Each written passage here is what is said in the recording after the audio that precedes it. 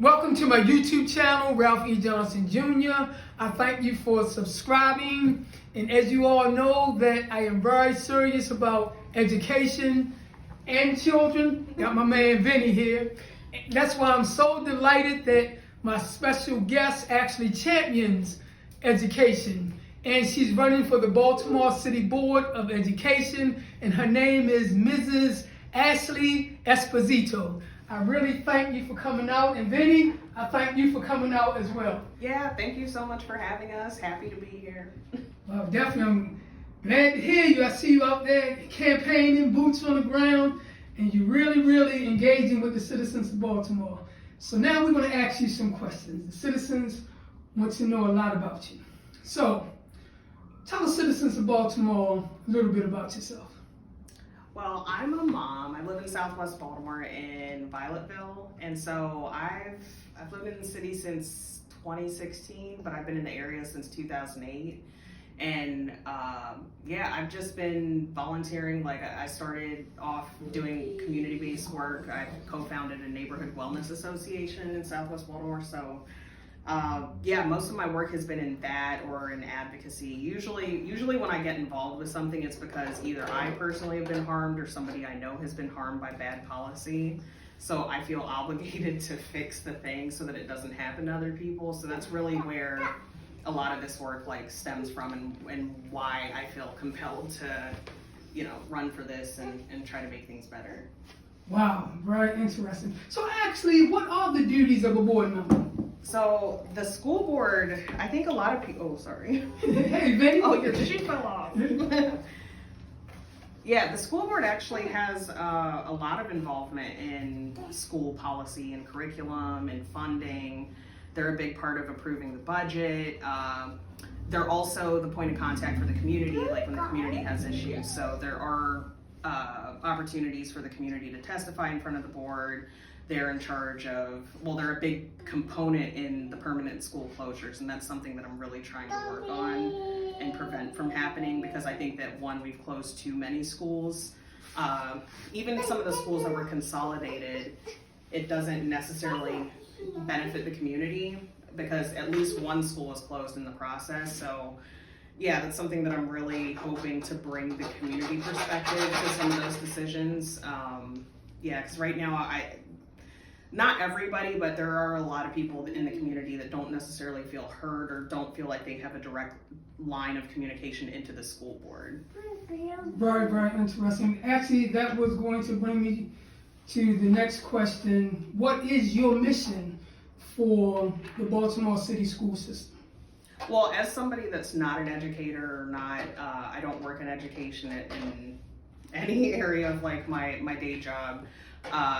My sole focus is to be like a parent and community voice, and to advocate on behalf of parents and community members, and also create and hold space for students, because I do see them trying to get access to decision-making tables. And so I've been in coalition groups with the students. The students are brilliant, and they need more opportunities to speak for themselves, especially when it comes to policy.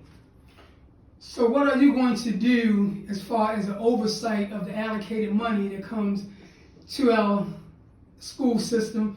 A lot of people saying the money is not getting where it should be. So how are you going to address that oversight issue?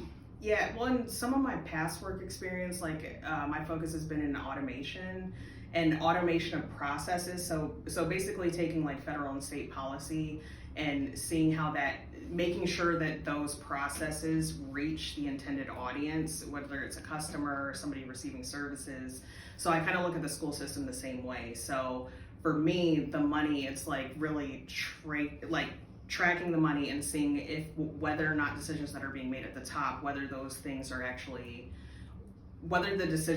being implemented, and not just implemented in a top-down way, whether or not the community is involved, and people that are in charge of implementing the thing actually have some able to get feedback to the school board to make sure that it makes sense. Definitely what we need. Now here's something that I'm pretty sure a lot of Baltimoreans are interested in, and this is the maintenance problem that the Baltimore City school system seems to have every year. In the wintertime, no heat, summertime, no air conditioning, children not getting the education that they need because of the maintenance conditions. So how are you going to address that? Well, I think that we're on the right track towards fixing that, because I know a lot of schools did get air conditioning. It has improved since I first became aware of it, but yeah, there's still schools that need air conditioning and heat, but also like just I'm really focused on like the maintenance plan of buildings, especially because that's some of the justification for permanent school closures. So in order, even if we're building 21st century schools, in my mind, we need to make sure that the maintenance plan is in like above and beyond where it should be, just so that we never have to be in this situation again. Like, yeah, new buildings aren't necessarily going to fix like all the things if our maintenance plan isn't on point. Good. Another topic that the citizens of Baltimore are really interested in, and that is, what do you think about trade schools? I love the idea of trade schools. Like, I'm somebody that my career path is, there's two ways into tech. Like, there's either taking the traditional route into college, but there's also a trade route into tech. And so I have family members that are in HVAC and you know, have all these careers, and they're great careers. But I think that we need to change the way that we frame vocational schools. Like, we kind of say that they're for people that need an alternative path, like almost as if those people aren't as intelligent, right, or that people don't choose that path first. Exactly. Like, those are actually equal paths in my mind. So the funding and the opportunities and early exposure to those paths needs to happen with the same enthusiasm, not to kind of like put a stigma attached to people that pursue that. Well, sound like a winner. Well, Vinny definitely is starting his trade school. He got that banging thing going, so you know, he might be building houses or something. Yeah, he's working on something. Yeah, in a truck. And Vinny, that's exactly what I'm saying, Vinny. Mommy said, and Vinny said, Mommy, what are you going to do about the teacher shortage? This is what we want to know. This is a really important one, because I don't even think that we can address the teacher shortage unless we address the conditions that teachers are working in now, like really teacher retention. So part of the reason why we have a shortage is because of the conditions that the teachers are working in, and because they've been stressed and like overworked and trying to fight for themselves in the classroom, and you know, when it comes to the people that are in charge of like, you know, their pay and their opportunities. Like, that's one thing that I heard from some teachers, is that the opportunities for them to lead, sometimes those opportunities come with like consequences in a way. So it makes people like apprehensive to take like lead positions, or there's not enough. So it's, yeah, there's so much. Yeah. On that note, I've talked to a lot of Baltimore city school teachers, and they're concerned about citizens who are actually from Baltimore and qualified to be teachers. Right. They're not being hired from the city. They're going to outside places. Yeah. What do you say about that? Well, I also think that there should be a more of a pipeline for students to eventually become teachers, so that, yeah, like, it does make sense with a lot of the community stuff. The idea of creating community schools, it would make sense for the staff in those community schools to be people deeply rooted in the community. So, yeah, like that's like a huge problem, because I mean, I go into a lot of organizing spaces and I have to check people, because I'm like, you should not be ascending on communities and telling them how to fix their problems.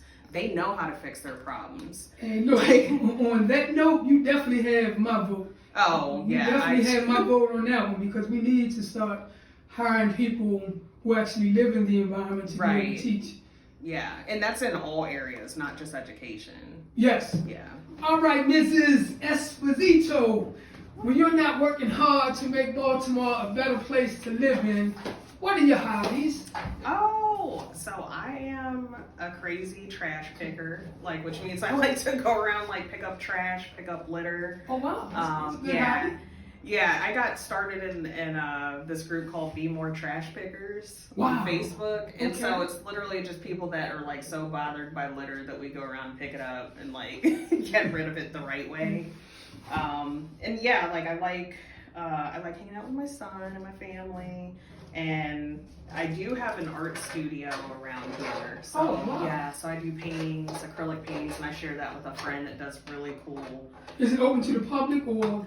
It's just a private studio space. We were in Hooper House on 23rd and St. Paul, but it caught fire recently. Wow. Yeah, Okay. so we got displaced, but we got another space now. And then I love gardening.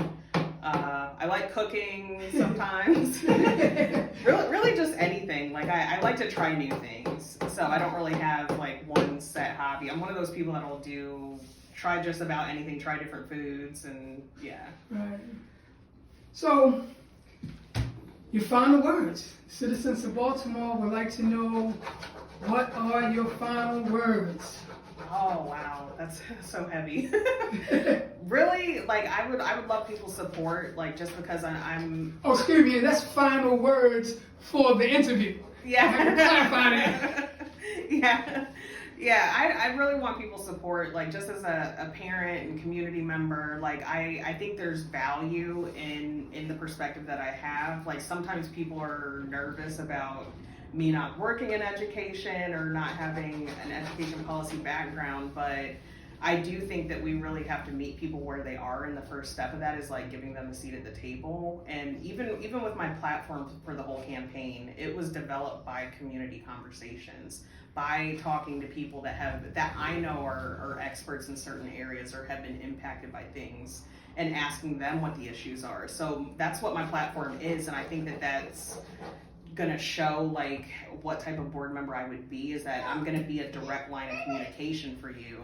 So whatever you're experiencing, you know, like I tie Vinny's outcome to every kid's outcome. You know, if your kid's not doing good, my kid's not doing good, and I'm not gonna just focus on what my kid's experience is, or you know, only focus on the positive experiences. I want to get down to the root of the matter. And part of the reason why is like, you know, I was somebody when I graduated from high school, I was in foster care and living in a group home, and you know, there was barriers to my classroom experience and me participating.